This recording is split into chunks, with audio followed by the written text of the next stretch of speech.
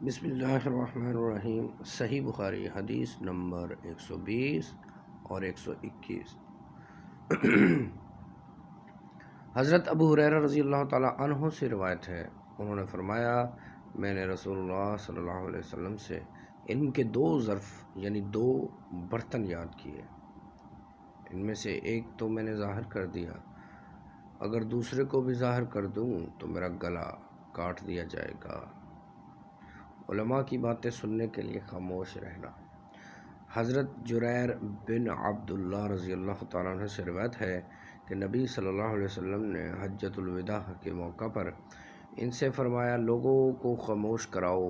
اس کے بعد آپ صلی اللہ علیہ وسلم نے فرمایا اے لوگو، میرے بعد ایک دوسرے کی گردنیں مار کر پھر کافر نہ بن جانا۔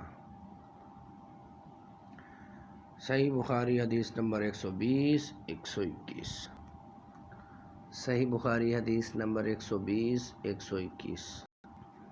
صحیح بخاری حدیث نمبر 120 121 120 120 121 120 121۔